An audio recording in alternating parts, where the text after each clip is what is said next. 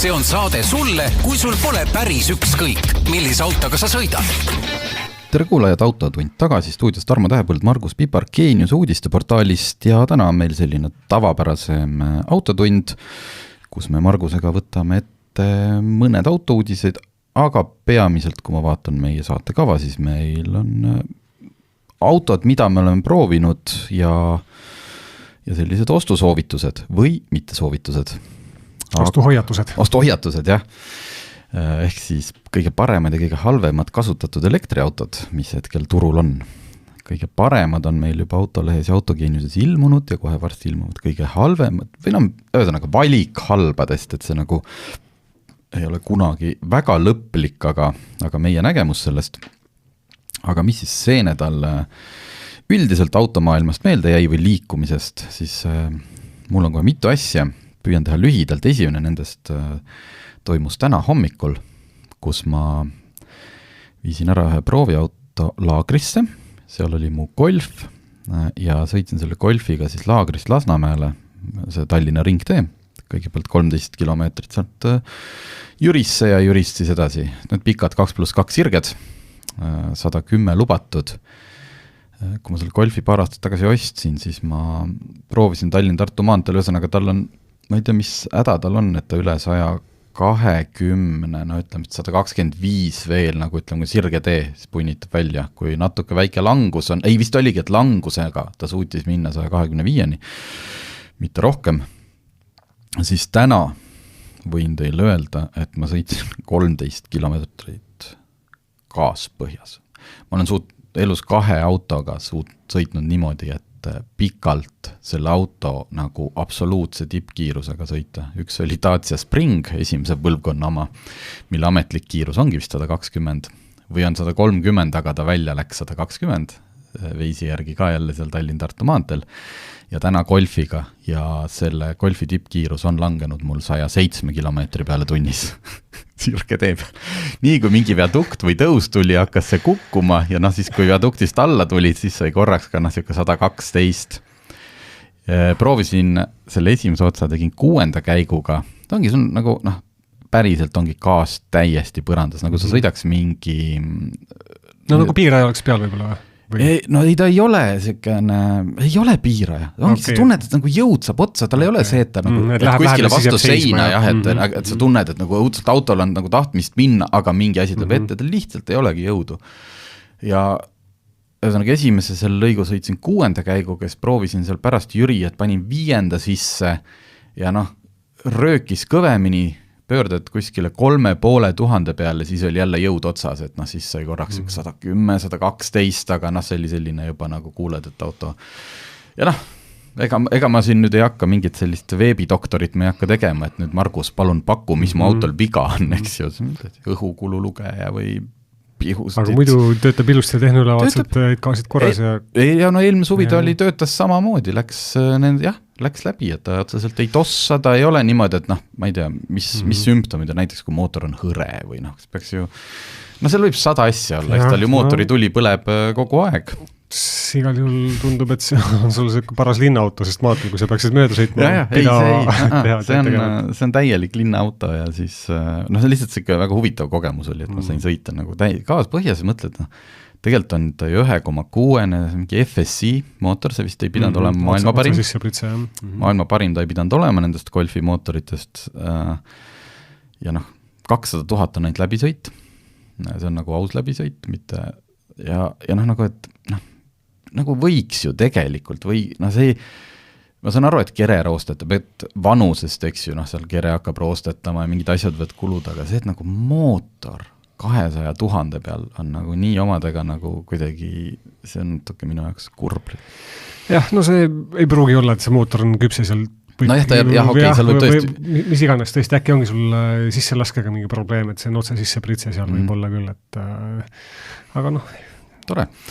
Teine uudis siis, kui see tegelikult on eelmise nädala uudis, ma olen pigem olnud alati hästi selline natukene skeptiline ja päris enamike asjadega ma rahul ei ole, mida siis praegune Tallinna linnavalitsus teede ja tänavatega teeb ja korraldab liikluskorraldus, aga see, et nüüd eelmine nädal muudeti lõpuks, kaotati ära see Gonsiori tänava muudsuunaline liiklus, ma täna siis esimest korda sealt sõitsin ja ma ütleks, et see oli pigem õige tegu, sellepärast, et see muudsuunaline liiklus töötas seal ainult selles mõttes ühe eesmärgi ta täitis, paljud enam sealt üldse ei sõitnud, näiteks ka mina. Aga kui sa sinna ikkagi sattusid ja liiklusskeemina see lihtsalt ei toiminud, sellepärast, et kui sa tulid mõnelt kõrvaltänavalt, sa mõtlesid, mul on vaja paremale ja siis vaatad, seal kurvi pealt või ütleme pöörde pealt tihti pole isegi näha, et oota, kummale poole ma täna võin sõita. Et nagu mis kellast, mis kellani on ühes või teises suunas, ma ei õpi just pähe, keegi, kes sealt igapäevaselt liikleb, tema teab täpselt, siis lisaks see, et see roheline näitab see nagu nool, et ma võin sõita, eks ju, praegult näiteks Lasnamäe suunas, see visuaalselt jätab nii sulle sellise mulje, et sa võid sõita, aga foori tuli on samas kõrval punane. See tähendab seda, et sa võid seal reas olla, aga sa pead ikkagi peatuma ja see on nii häiriv, kui sa sõidad seal keskelreas ja sinule roheline nool näitab, et sõida. Plus ongi siis see, et lõpuks kõik sõitsidki seal bussirajas, tehes näo, et ma kohe varsti pööran paremale ja eks siis kuskile pronksi või kuskile või seal, mis seal ennem on, pööradki. Et see lihtsalt toimind, see oli halvasti tähistatud ja kui see on ainuke, minu arust on see ainuke tänav Eestis, mis on selline, siis ei saa ka nagu autojuhti, siis kui autokoolis ei ole käinud, siis õppinud ei ole või on loll liikluskorraldus. Ja nüüd on niimoodi, et tulin Lasnamäe poolt, lihtsalt 2 rida on Lasnamäe poolt tulijatele ja 1 rida on linnast väljasõidule ja siis nendest 2 reast 1 on siis vist oli bussirada, et ma ei tea, võib-olla see lendab seal kõik ummikusse, võib-olla see uus või nüüd see ka pold, aga selle üle ma pigem olen rahul, sest see asi oli seal väga, väga lollakas. Kolmandat asja, see oli jälle, ma olen siin jälginud oma seda Bolti juhiskoori ja see ei toimi. Et see Bolti juhiskoori, need andurid ja asjad nüüd lihtsalt ei toimi.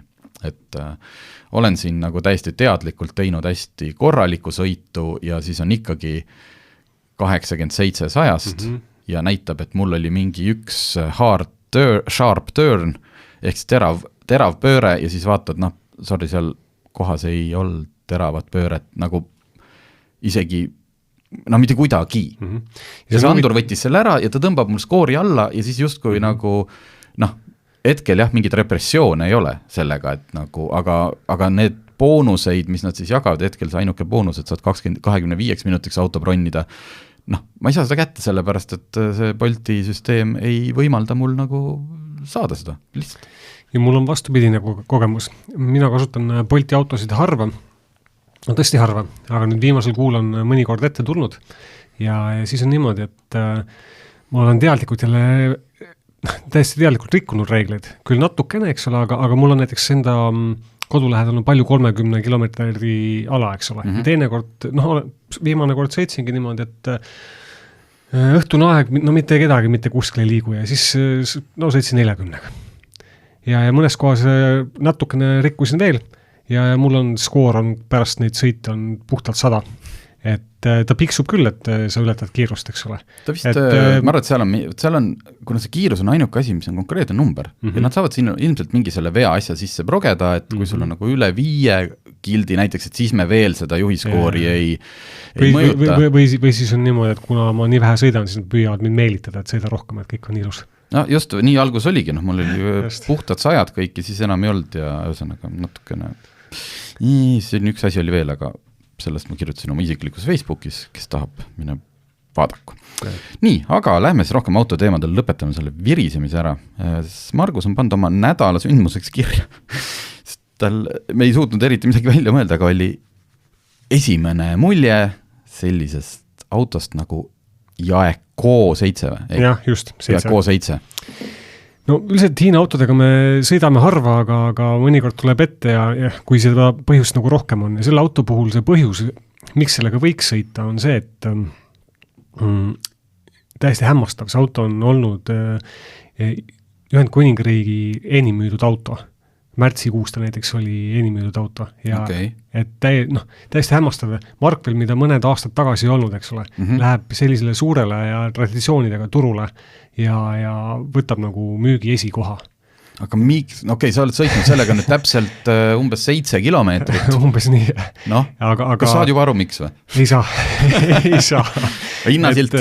No vaat, ma kahtlustan, ma ei ole nagu tõsist taustatööd teinud, aga ma kahtlustan, et eks see üks põhjus võib olla ikkagi see hinnasilt ja võib-olla ka mingid siis maksusoodustused, eks ole, mis seal tulevad, sest ta on suhteliselt odav ja pistik hübriid, et eks see CO2 näit on ka madal ja osadel turgudel on see ju väga tähtis, eks ole. Et aga muidu hange pistik hübriid, mis praegu näitas mulle, et saab sõita, kui aku on täis, siis ligi lähedale 100 kilomeetrit elektriga. Linna Jeep, nagu nad praegusel ajal peaaegu, et kõik on, eks ole. Ja tühi armatuurlaud ja suur ekraan. Ja täpselt nii ongi. Ja suhteliselt, ma ütleksin, ebamugav verustus aga väga võimsa disainiga esiosa meenutab mingid Rolls-Royce ja Range Roverid ja mingid sõidukid Jeep, eks ole. aga esimese hooga ma nagu ei saa küll aru, et ja kuidas see tõesti võimalik on, et seal on, Fordid on Inglismaal seal nagu elu, alati olnud tipus. Ja nüüd tuleb mingi Hiina Jeep ja teeb platsi puhtaks. No ma tutun veel, siis varsti tean paremini. Seal on päris palju ju nagu hiinlaste kogukond, et ehk ikkagi nagu sul on juba nagu nii palju, eks ju, oma riigi neid päritoluga inimesi ja need juba, pooled neist ostavad, siis juba on ju number, ma ei tea. Ma olen ka natukene, me siin alati selleni jõuame, et eks need Hiina autod on tulnud, et jääda, aga nagu päris tõsiselt on paremad Hiina autod ja on halvemad Hiina autod, aga mina ei ole veel näinud või meil ei ole kogemust Hiina autoga, mis tõeliselt lööb nagu niimoodi katuse pealt ära, mine metsa. Selline asi, sellise raha eest, et nagu ei, nad on parimal juhul hästi ilmetud ja keskpärased ja kui see hind on tõepoolest natuke odavam, aga selline, et nagu palju parem kui need vanad tootjad, ei ole vabandust, ükski neist ei ole. Ja üldiselt mul on jäänud mulje, et see Hiina autode nagu suur haip hakkab vaikselt mööda saama, sest varem olid ka meil mingid Facebooki grupid ja sotsiaalmeedia oli vahepeal niisugust kilkamist täis, et nüüd hiinlased tulevad ja võidavad ja nad on nii head ja nii imelised, et nüüd ostaks samale kohe 2 tükki ja tooks välismaalt kuskil kaugelt mingi auto, mida meil veel ei müüda. Hästi mõistlik. Jah, just. et see ei saa küll üldse halvasti lõppeda. Ja korraks tagasi tulles nende halbade Hiina autode juurde, siis on ju esimesed näited on ka need, mis on nagu nii meie turul kui ka mujal on nagu müük juba ära lõpetatud, eks ole, et neid ei osteta ja põhjusega ei osteta, need ongi halvad autod. Ja mis sa siis teed, eks ju, siis et see, kes kunagi suure uraaga tuli, hakkas, et me hakkame neid müüma, nüüd ütleb, me enam ei müü, aga mul on siin ju garantii asjad ja varuosa. Ma ei tea, vaatame, me üritame ära tellida või nagu... Ja siis vahepeal on olnud 4 facelifti 2 aasta jooksul, eks ole. Tead, seda varuosa koodi üldse nüüd ei näita, mis sul nagu oleks vaja. Nii et hetkel me oleme jätkuvalt skeptilised, aga Margus nüüd vedab selle Jaekoga, mis nädal või? Täitsa nädala. Jaanipäeval midagi muud ei toimu, siis... Selge, järgmisel saates või kord Marguse kohtume on jutt täiesti teine, kõige imelisem auto üldse. Okei, aga jätkame siis nende heade ja halbade autodega ja võtame siis ette meie see kasutatud elektriautode nimekiri, mis siis 10 head, mida me soovitaksime osta. Siin on nagu, loomulikult on see on ju nii subjektiivne alates, eks ju sellest, et kui palju sul on vaja sõita autoga, et kui mõne auto, mille hind on juba väga hea, aga sõiduulatus on näiteks, ma ei tea, 200 kilomeetrit heal juhul, siis sinule see ei sobi, eks ju, teisele sobib. Aga siin me oleme armesse võtnud nagu ikka mingeid oma teadmisi, kogemusi, sellist kasutatud autode taustu on ju Margus hästi palju uurinud, teab seda nii-öelda suurt statistikat ja mõned võiksid vist välja tuua.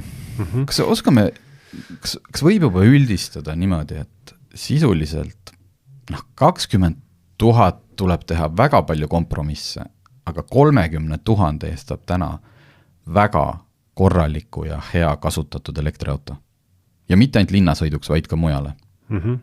See on üldiselt täitsa nagu hea üldistus, seepärast 20 000-ga sa saad ka teoorias nagu ka päriselt hea elektriauto, aga sel juhul ta on juba palju sõitnud ja pigem pane natukene raha juurde ja osta vähe sõitnud ja garantiiga. Ja kui siin natukene veel üldistada, siis ma ütleks niimoodi, et see elektriautode areng on olnud ikkagi nii kiire, et mida uuema ja moodsama elektriauto sa ostad, seda parem ta ka on. Et sisepõlemismootoriga autodel on see areng nagu hoopis aeglasem olnud, et ka 10 aastat vana auto võib olla väga-väga hea auto, eks ole, aga elektriautodega üldiselt mitte. Okei, loomulikult me ei hakka ju tervet seda edetabelt teile ette lugema, sellepärast, et mõelad oleksime ja tahaks kindlasti, et te läheksite seda ka autogeeniusest lugema, pigem on see ajalises mõttes, ma mõtlesin, et ma lähen niimoodi, et ma võtan sellest headest elektriautodest, võtan esimesena, toon välja enda lemmiku, mis on mul tegelikult olnud, ma valisin 2 tükki välja ja teeme võib-olla need kattuvad, eks sa võid siis ise midagi. Esimene on see, mida ma nagu reaalselt, kui ma praegult oleks selles kohas, et on aeg astuda liisingumaailma taas, ei midagi sportlikku, ei midagi sellist, nagu no midagi liiga... Ei mingit Alfa Romeot. ja tegelikult ma ju olen teoreetiliselt täiesti valmis elektriautoga sõitma, mul ei ole enda vastu nagu midagi sellise lihtsalt autona, siis sorry, aga siin on ainult üks õige vastus minu jaoks, see on Kia EV6. See sõnum ei ole kinni makstud Kia poolt. Ma ei tea, kas Kia meil üldse mõnes rubriigis üldse toetaja on või ei ole nii, et täiesti vaba valik sellepärast, et Kia EV6 disain on jätkuvalt väga, põhimõtteliselt, kui nad praegult tuleksid välja sellise autoga, jah, see ei ole nende tänane disaini keel, aga täiesti usuks, et see auto on 2026, ta on suur, ta on mahukas, ta on mugav, ta näeb stiilne välja. Ja lisaks on tal aastat teist juba, kui ta tuli, eks ole, aastal 2021 seda esitleti, et siis see tehnoloogia oli täiesti tipp ja ta on siiamaani on väga konkurentsivõimeline. Jah, 800 volti elektrisüsteem. Just, pikk sõiduulatus, suur aku, pikk sõiduulatus ja see auto tõesti teeb kõike väga hästi. Ja siis seal nüüd ostes siis ühesõnaga, see on nüüd see auto, mille hinnad on jõudnud 30 000-ni Saksamaal, aeg-ajalt viskab ka Eestis samasugust sisse. Tuleb muidugi vaadata, kas on suurema akuga versioon või väiksemaga. Et selle 30 000-st võib saada ka suurt akut, aga lihtsalt ostes võib kindlasti vaadata, et see oleks see suurema akuga versioon. Kui see on oluline, minu jaoks on. See suurem aku, eks nagu sa ütlesid, akutehnoloogia on hoolimata sellest, et on see 800 voldine, siis see suurem aku, ma arvaks, et ta on niisugune umbes 450 kilomeetri auto talvel siis, ökotad võib-olla saab 500 kätte, aga üldiselt nagu 500 ülem tipp ja siis talvel pigem niisugune võib-olla 350. Ja siis on veel valida, et kas nelikvedu või ta on vist tagaveolise platvormiga. Ühesõnaga, saab veel veoskeemi ka valida. Aga ühesõnaga, just, et on ka valikud nii aku suuruse kui veoskeemi osas ja lisaks on see tobe GT, mitte tobe, hästi võimas GT ka veel kuskil, kui sa oled selline inimene, kellel on vaja kõige võimsamat. Nii et minu jaoks on nagu ilma mingi kahtlusta EV6. Jätkuvalt ka Kia pikk, eks ju, garantii ja kõik asjad, mis sellega kaasnevad. Nii, mis sa valiksid? Selle Kia kohta ma ütleks veel seda, et tal on alternatiiv Hyundai Ioniq 5 näol, eks absoluutselt, just. Ja põhimõtteliselt sama tehnika, aga teine disain. Ja huvitav on see, et kui need autod enam-vähem samal ajal müügile tulid, siis mulle meeldis Hyundai rohkem, aga see disain kuidagi aegus nagu nii kiiresti. Jaa, et ta nagu, ma just täna vaatasin seal, kui ma käisin proovikat ära viimast ühte Ioniq 5 seal Hyundai esinduseis ja näeb nagu äge välja ja samas mulle see veidike, see hallikas hõbe plastik. Just, see hele sinakas, süka hallikas värv, mis nad tavaliselt on. Et see on nagu selline 2000 muusikakeskuse, Aiva muusikakeskuse plastik, et see nagu hästi, hästi vastuoluline, et mul kindlasti oleks midagi selle vastu, kui mul oleks üks Ioniq 5 N. aga jah, aga põhimõtteliselt küll. Tehnoloogiliselt täpselt sama, et kui välimus meeldib Hyundai'l rohkem, siis autona saad sa täpselt sama hea auto. Siis meil on siin nimekirjas hulk väikeseid ja odavamaid autosid, eks ole. Näiteks mulle väga meeldib BMW i3, aga sellega on sama lugu jällegi, et ta tuli alguses hästi väikese akuga, eks ole, ja aja jooksul kogu aeg seda autot nagu täiustati ja lõpuks teide suurem aku, lisaks on see RV versioon, millel on see sõidupikend, eks ole, ka väike 2-silindriline mootor on juures, mis siis elektrit teeb. Aga mis ma võib-olla välja tooksin, on Mercedes-Benz EQE ja samamoodi EQS, mis on läbi teinud tohutu hinnalanguse. Näiteks samamoodi nagu ka BMW suured esimesed elektriautod ja uuena tohutult kallis ja võimsate näitajatega auto, mis nüüd siis maksab alates 35 000 eurost ehk et paari aastaga on siin hinnast kadunud võib-olla 2/3, et jah, nad ei ole nagu maailma kõige, isegi ausalt minul isegi disaini vastu ei ole mitte midagi. Mul sama lugu, et kõik kiruvad seda disaini ja ta ongi teistmoodi, aga mulle meeldib. Mulle päriselt meeldib. Eriti tegelikult nad ikka mõlemad on väga sarnased. Sest nende disainil on nagu mõte, see disain on selline sellepärast, et nende see aerodünaamiline kasutegur on vist 0,20 või 21. Jah, ta näeb välja nagu see seep või lutsu kivi, aga sellepärast ta näebki välja, sest tal on see aerodünaamika nii hea. Ja need autod on täpselt jällegi valikut on hästi palju, sa võid võtta hästi mõistliku või sa võid võtta mingi jaburalt kiire AMG versiooni. Küll tuleb nende puhul arvestada jah, et kuna ta on raske ja luksuslik ja valmis mõeldud juba aastaid tagasi, eks ole, et siis ta ei ole nii efektiivne kui nüüd moodsad Mercedes-Benz. Ja minu arust olid ju nende esimesed olid 400 voldise arhitektuuriga ja nüüd uue põlvkonna autod on 800. Jätan siin omale 2% võimalust, et ma eksin, aga minu arust nii oli. Ühesõnaga sama. Ja veider ongi, et sa, mitte veider, aga sa võtsid pärast minu auto ära. Pidin kiiresti scrollima. Aga olgu, ma scrollisin välja põhimõtteliselt, samast hinnaklassist ja tegelikult ka täiesti loogilise valiku, milleks on Porsche Taycan. See on nagu jällegi, vabandust välismaa keeles, aga no-brainer, et kui sa otsid selline 50 000 pluss hinnaklassis autot, siis Taycanid ka juba uuenenud, millel on paremad sõiduulatused ja need lihtsalt Taycan on väga hea auto, on väga hea elektriauto ja kõik, aga lihtsalt see traagika oli see, et nende hinnad kolinal, et sa neid Taycan 4S kõige siuksem, ütleme optimaalsem Taycani versioon, 4 vedu, suur aku. Ma tean mitut inimest, kes selle ostsid uuena neid osteti siuke umbes 130, 140, 150 000. Olenevalt mis varustus, kui palju, eks ju, mitu embleemi peatoes. Turbo S-id, need olid 200 000 pluss autod, aga just need kõige mõistlik, nüüd mida on Eestis kõige rohkem, olid 150 000. Täna, eks ju, mis meil siin kirjas, alates 50 000, okei, see on nagu absoluutne põhihetkel, mitte et nad ei võiks veel odavamaks minna, ilmselt lähevad.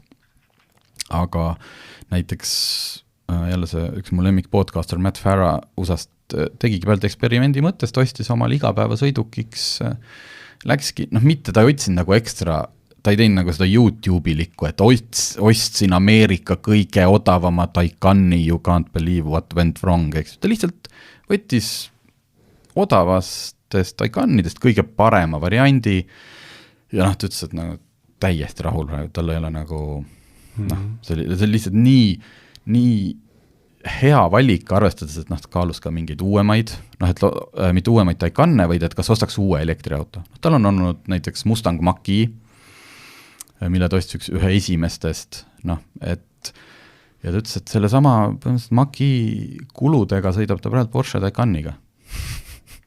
Jah, mis teab, millest räägib, et on kogemust küll. Jah.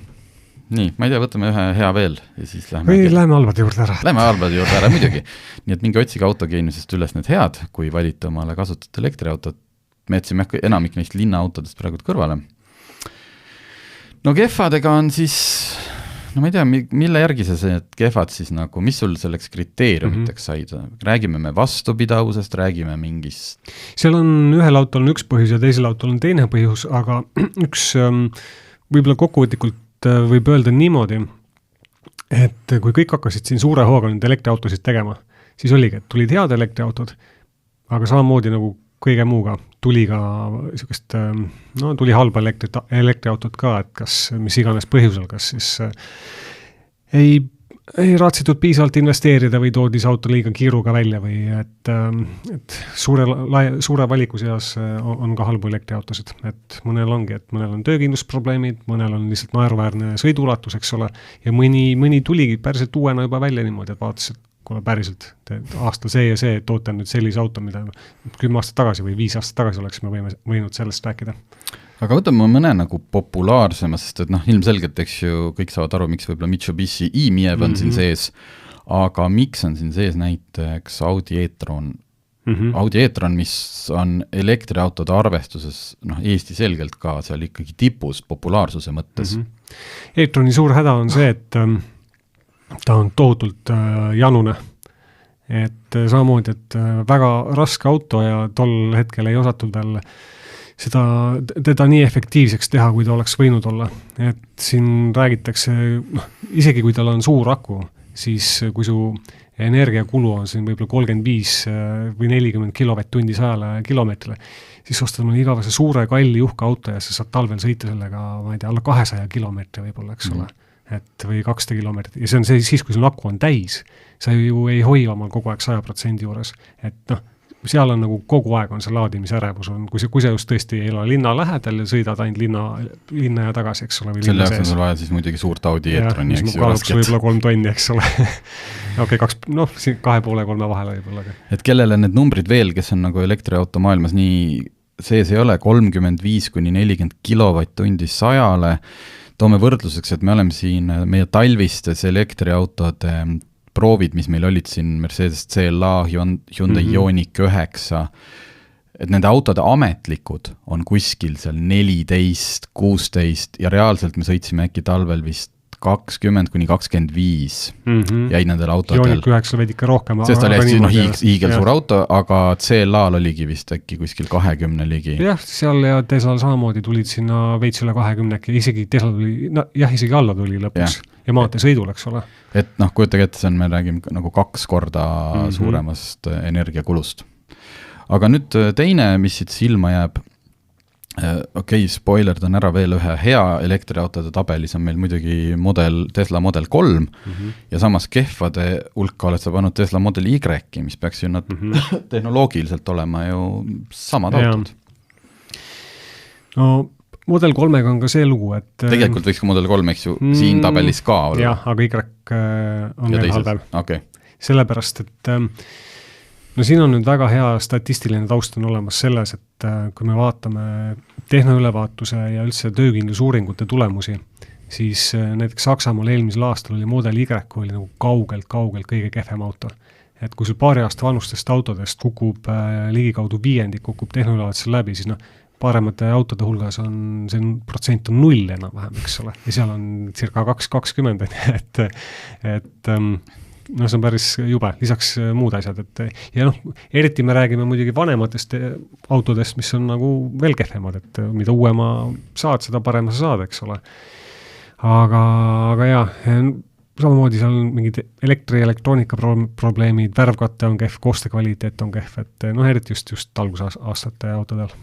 Aga see põhjendus, eks ju, üks suur põhjus ja põhjendus sellel on see, et kuna Teslal ei ole sellist ametlikku hooldevälpa nagu normaalsetel autofirmadel, et 15 000 või iga aasta, et kus siis vaadatakse sul kõik veermikud ja pidurid üle, et siis Tesla omanik ei käigi hoolduses. Seda, et kui see lõpuks jõuab ülevaatusel see auto 4 aastat hiljem, siis loomulikult seal siis avastatakse, et kuule, kallis sõber, aga siin asjad ei ole teiste asjade küljes.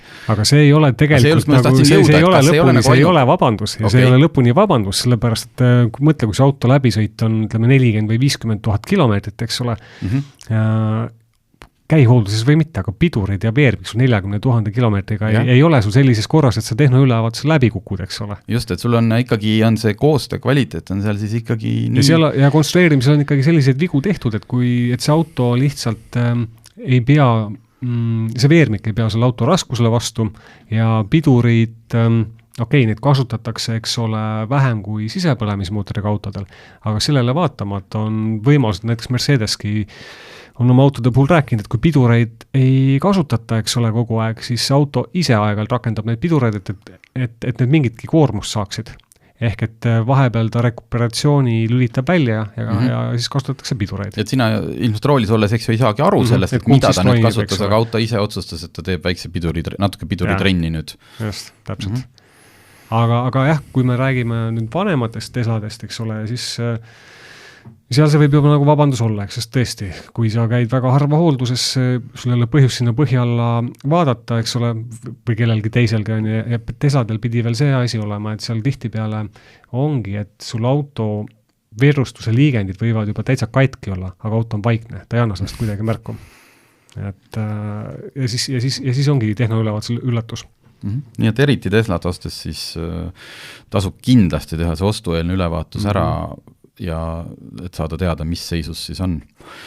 Aga okei, jätame need elektriautod praegult ja lähme täpselt sama praktilise teema juurde, sest et me tegelikult tegime ka ühe tegime ise oma võrdlustesti, kus me panime uue Toyota RAV4, eks ju Eesti hittauto, panime kõrvuti Mazda CX-5 ja Citroen C5 Aircrossiga.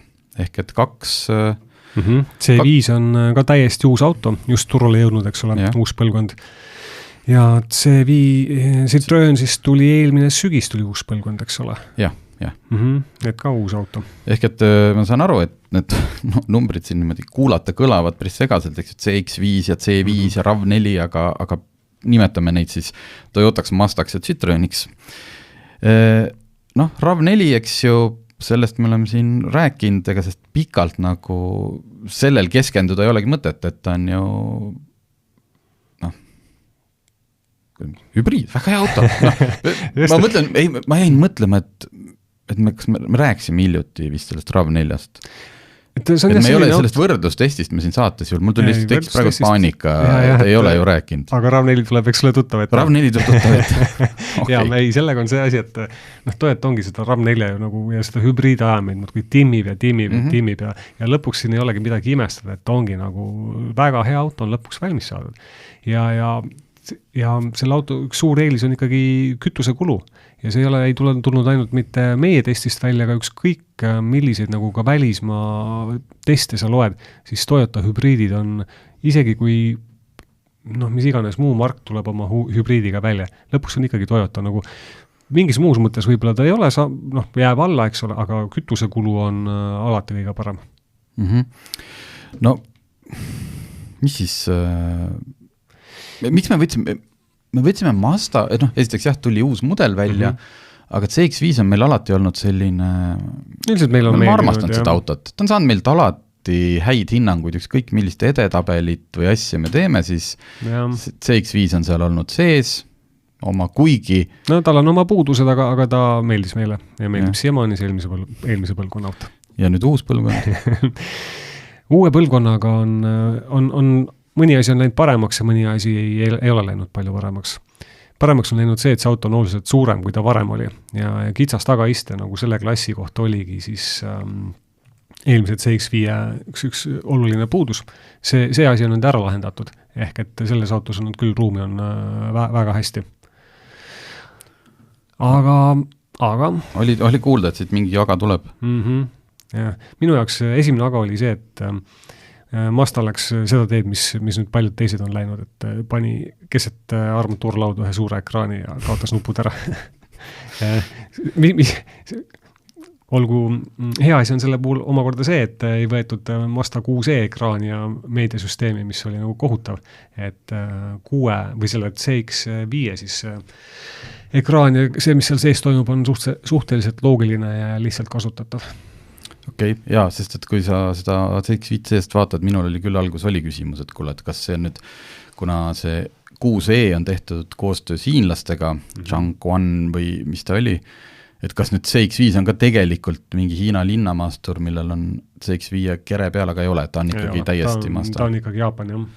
Seest oli jah igav, ei olnud enam neid mõnusaid füüsilisi tugevaid nuppe, mis tegid klõks ja kui sa keerasid seda ratast, tegid tõk. Ja Mazda isikupära seda enam isikupära kadus ära, jah. Ja isikupära jäi nüüd alles, eks ju, mootori näol.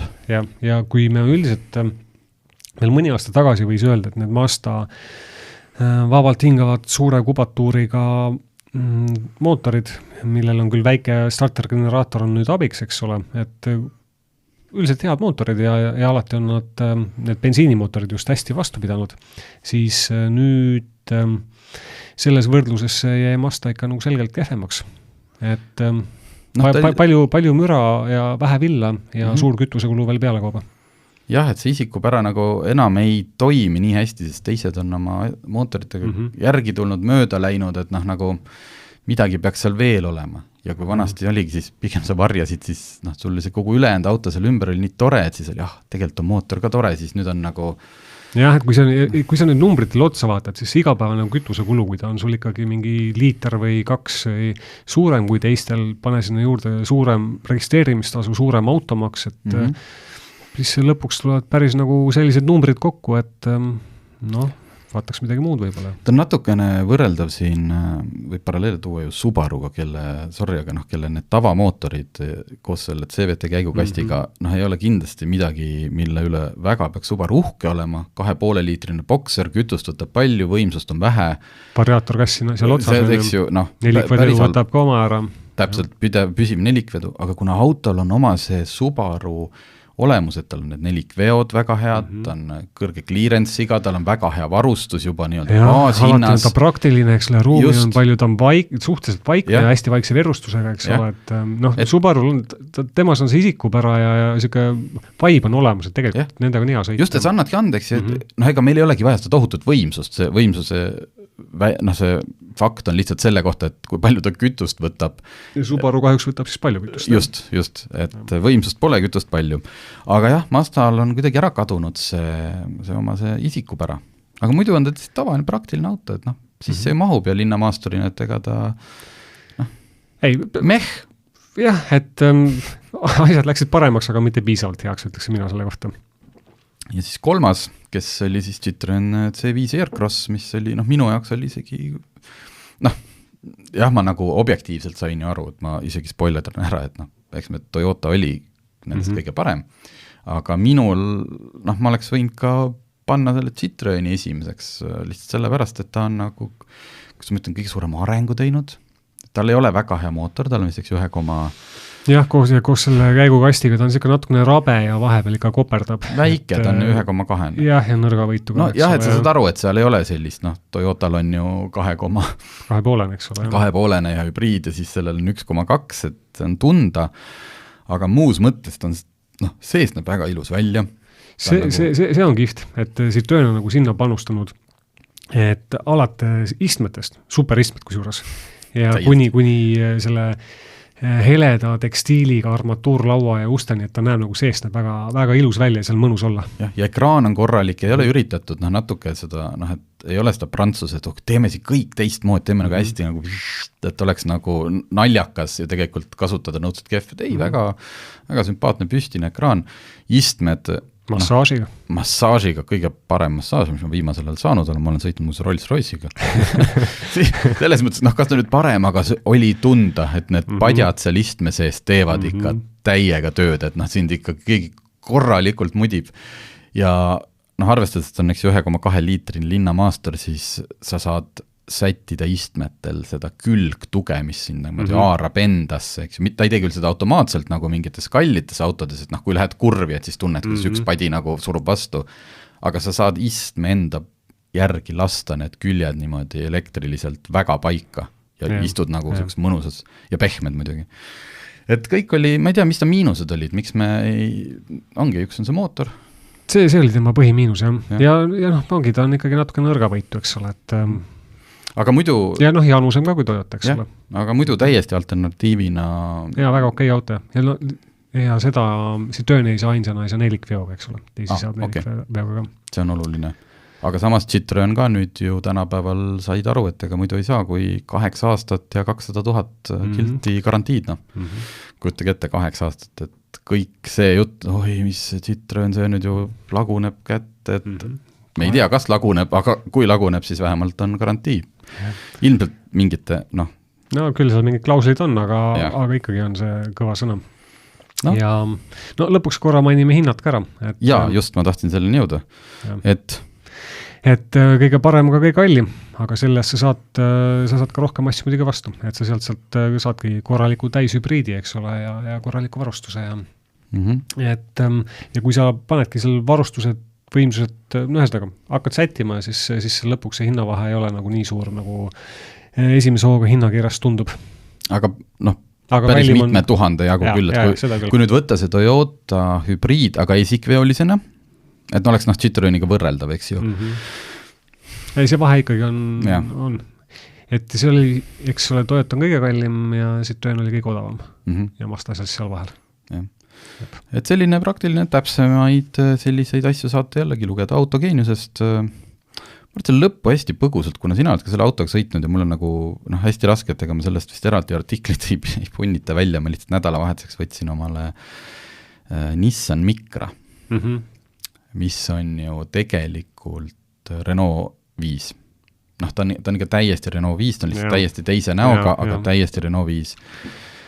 Ma isegi Kalamajas pargib üks kollane Renault 5 ja ma siis ükspäev tegin salaja fotosessiooni, et läksin oma selle sinise taevasinise Nissan Micraga päikselisel päeval ja siis erkkollane Renault 5, see oli päris ilus vaatepilt oli see tegelikult. No neil on mõlemad toredad tunnusvärvid ka, jah.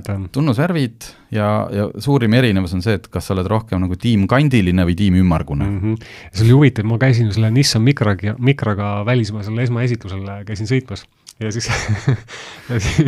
nad kõigepealt räägivad selle pikalt Jaapani taustast, mikroajaloost, eks ole, ja siis näitavad sulle mingeid pilte, kus seal on mingi Fuji mägi on kuskil joonistatud. See on, ma leidsin selle täiesti kogemata ei silma, ma ei otsinud seda, vaid seal keskkonnatoolis, kus muidu on, eks ju, käigukang, siis ja mobiilihoidja, selle kummile, ja selle niisugune sahtel seal. Keskkonsoolis seal peal on jah see Fuji mägi ja päikese ja täiesti. Ja siis pressikonverentsi lõpus on siis alati, et esitage nüüd palun küsimusi, eks ole. Tõstsin käe püsti ja küsisin, et vabandage, et kas te selgitaksite meile, et mis nagu lisaks nende ümarad esituled ja mis nagu veel erinevust Renault'ga on? Julgest arvest, et sind õhtusöögile üldse kutsutakse pärast enam. Selid vaatasid üksteisel otsa, aga ilmselgelt oli neil see vastus juba varem välja mõeldud. Ja ütlesid, et teate, et kui meil on nagu baas, mille põhjal hakata autot tegema, on nii hea, siis seal ei olegi vaja midagi muuta. Nii et tegelikult tehniliselt on need autod üks ühele samad. Ja, ma nüüd hinnavõrdlust ei ole täna nii täpselt teinud, aga see on ka ilmselt läbirääkimiste küsimus, nii et täpselt kumba sa eelistad, mul oli, mis ma sellega tegin huvitavat, et tal on aku kõik sama, ma hakkasin sealt jälle samast laagrist, sest et kõik autofirmad on kogunenud tänapäeval ju sinna peaaegu linna sõitma ja ma sõitsin 15 kilomeetrit siis sealt kuni siis siia toimetusse ja ma tegin nagu üliökot sõitu. Mul ei olnud konditsioneer sees, mul oli kiirushoidik pandud, see Vabaduse puiesteel on eks see soovitud, niimoodi, et ma olekski veisi järgi sõidan 48-ga, ise ta hoidis, pidurdas, kõik nagu, ma ei teinud ühtegi järsku liigutust. Kui ma olin Kristiinesse jõudnud, mul oli keskmine energiatarve oli 8,1. Kui te mäletate, siin ennem rääkisime sest Audi e-tronist, mis on 40. Mul oli 8,1 ja siia kontori juurde jõudus oli siis 8,7. No, sellist kulu ma ei ole ühegi autoekraani mitte kunagi näinud. No see on see, mis auto ise ütleb. Ma tean, et kui sa hakkad laadima, mingid energiakaod ja asjad, et see päris nii üks ühele ei ole, aga samal ajal on selle auto, nendel mõlemal on see ametlik sõiduulatus, oli 412.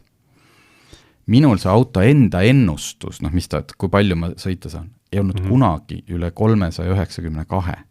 Et nagu, no, ja ma tean, see mingi arvutuslik, et võib-olla kui ma nüüd sõidaksin sellise tempoga, eks ju, 400 kilti ära, võib-olla mul oleks veel mingi 100 järgi.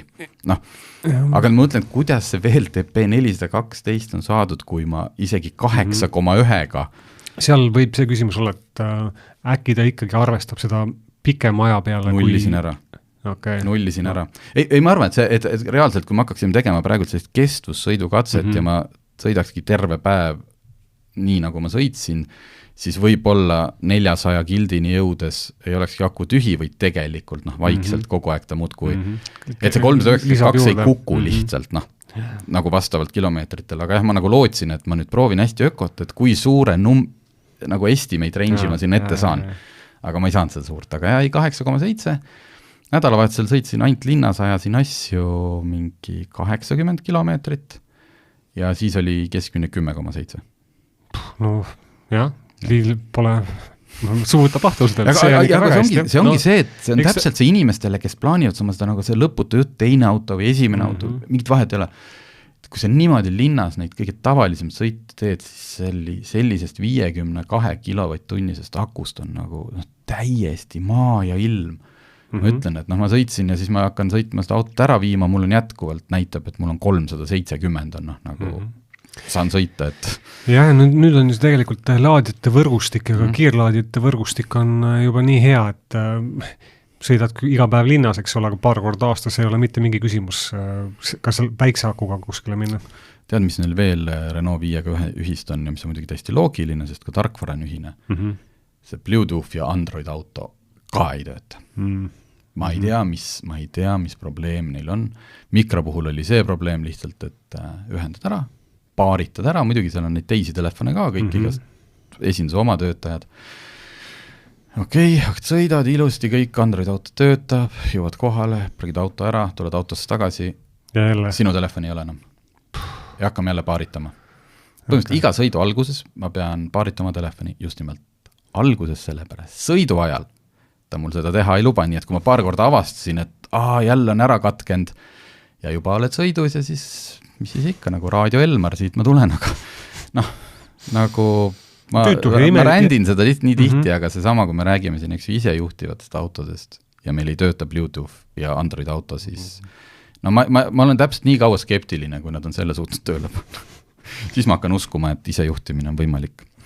Aga suur tänu, et kuulasite ja kuulame kunagi jälle.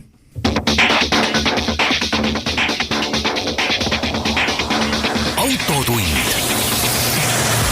See on saade sulle, kui sul pole päris ükskõik, millise autoga sa sõidad.